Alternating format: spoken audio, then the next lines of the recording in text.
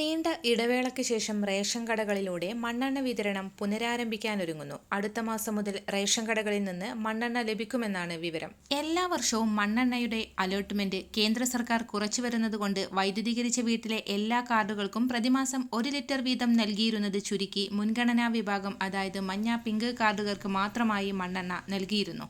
എന്നാൽ എല്ലാ വിഭാഗങ്ങൾക്കും മണ്ണെണ്ണ ലഭിക്കുമെന്നാണ് വിവരം. മണ്ണെണ്ണ വിതരണം നടത്തുന്നതിന് 4 മുതൽ 5 വരെ മൊത്ത വിതരണക്കാർ ഓരോ താലൂക്കുകളിലും പ്രവർത്തിച്ചിരുന്നെങ്കിലും മണ്ണെണ്ണയുടെ അലോട്ട്മെന്റ് ഗണ്യമായി കുറഞ്ഞതുകൊണ്ട് പലരും പിന്മാറിയിരുന്നു. 1 വർഷത്തിലധികമായി മണ്ണെണ്ണ വിതരണം ഇല്ലാത്തതുകൊണ്ട് ഇന്ധനം നിറക്കുന്ന ബാരലുകൾ തുരുമ്പ് പിടിച്ച് ഉപയോഗമല്ലാതായിട്ടുണ്ട്. ഭക്ഷ്യധാന്യങ്ങളും പഞ്ചസാരയും സ്റ്റോക്ക് എത്തിക്കുന്നത് പോലെ മണ്ണെണ്ണയും വാതിൽപ്പടിയായി വിതരണം ചെയ്യണമെന്ന ആവശ്യമാണ് ഉയർന്നിട്ടുള്ളത്. 14 സംസ്ഥാനങ്ങൾ മണ്ണെണ്ണ വിതരണം ഉപേക്ഷിക്കുകയും നടപടിയായി മണ്ണെണ്ണ വിതരണം നിർത്തലാക്കാൻ കേന്ദ്ര സർക്കാർ തീരുമാനിക്കുകയും ചെയ്തിരുന്നു. ഈ സാഹചര്യത്തിലാണ് ഇത്രയും മണ്ണെണ്ണ ഇപ്പോൾ അനുവദിക്കപ്പെട്ടിരിക്കുന്നത്.